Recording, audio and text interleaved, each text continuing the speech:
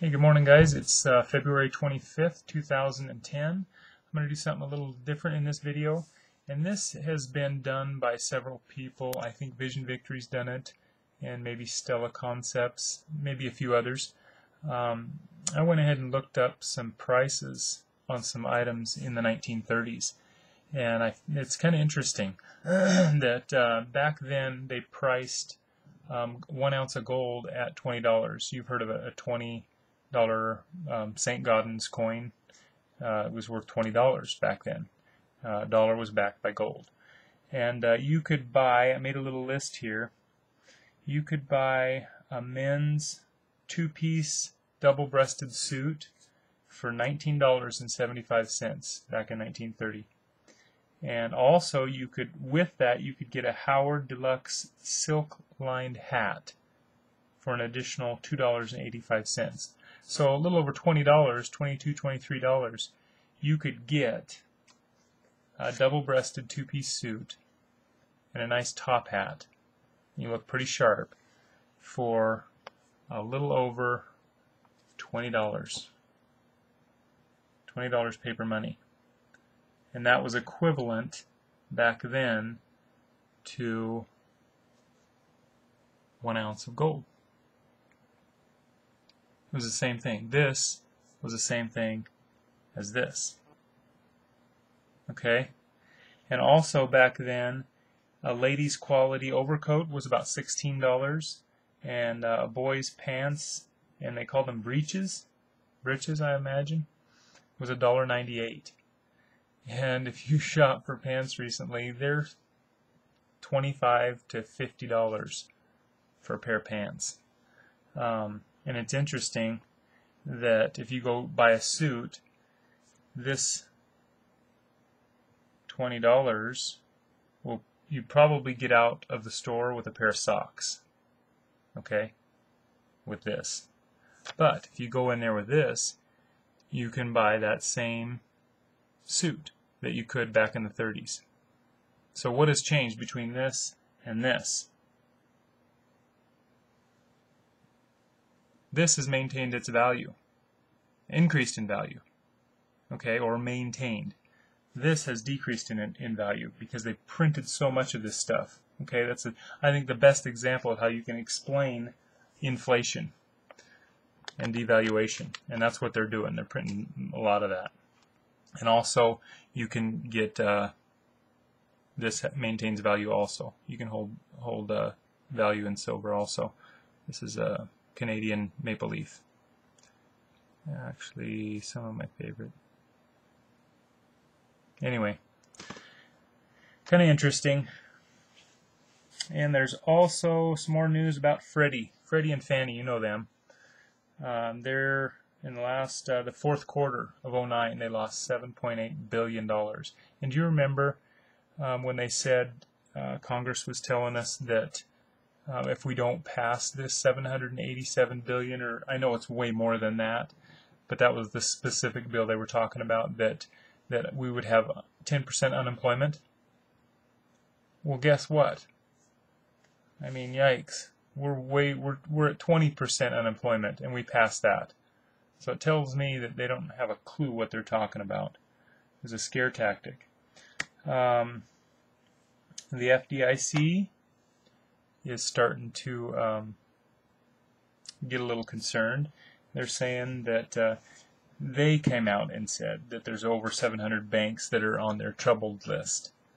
And you know that when they say 700, it's far more than that. You know, because you always find out 3, 4, 6 months later that the number was triple. I mean, that's a pretty consistent record for all those guys that are coming out and giving numbers. They're way off. Bob Chapman, I don't know if you've heard of him, but he says numbers are closer to 2,500 banks to 3,000 banks. And that's on his, he frequently talks about that, so you can go to Bob Chapman's channel. Let's see, also there's 11.3 million mortgages that are underwater, and they're 25% they owe 25% more than the mortgages are actually worth. They're that far underwater. And you know, we were looking for a recovery. We're waiting for the recovery. But friends, unless people are starting to go back to work and we increase our manufacturing, these things are just going to continue to get out of hand, I believe. And Ben Bernanke is trying to make a deal. Let's make a deal with Congress. He says, in this article is on Patriot Trading Group, that he's saying if you'll do this and this and this, we'll let you come in and do some snooping around on our books. And also there's another article that he says that he starts talking about some things that we knew were coming. But listen to this article. Stage is set for U.S. Okay, just a second here. With uncharacteristic bluntness, Federal Reserve Chairman Ben Bernanke warned Congress on Wednesday that the United States could soon face a debt crisis like the one in Greece. Wow, that's a change in tune. And declared that the central bank will not help legislators by printing money. Okay, that's foreign to his policy, because that's what he's been doing. Okay, he will not help legislators by printing money to pay the ballooning federal debt. Recent events in Europe, where Greece and other nations with large unsustainable deficits like the United States are having increasing trouble selling their debt to investors. Okay, China not wanting to buy U.S. debt, it's coming here too.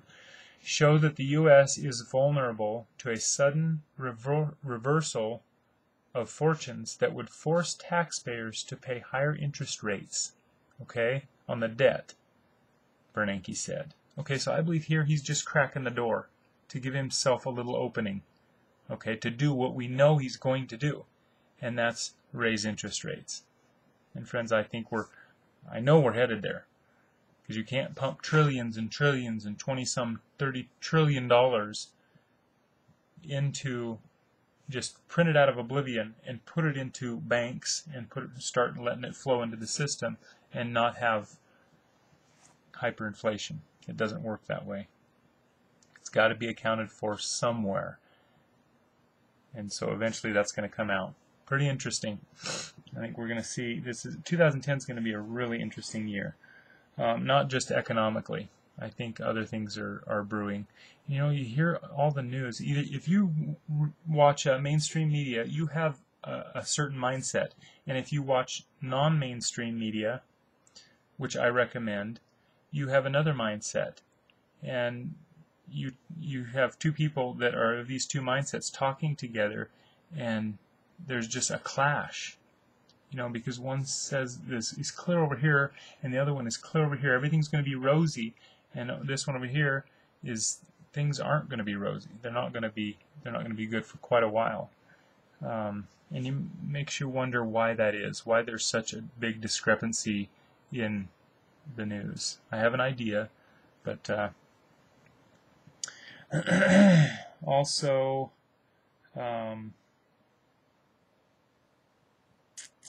Well, actually, I think that's it. Anyway, guys, I hope you have a good day. We had a little more snow this morning, probably an inch, but it's supposed to be in the 40s for the next 4 or 5 days here in northeast Wyoming. I hope you guys have a good day, and I will probably post in the next maybe day or two. Talk to you guys later. God bless.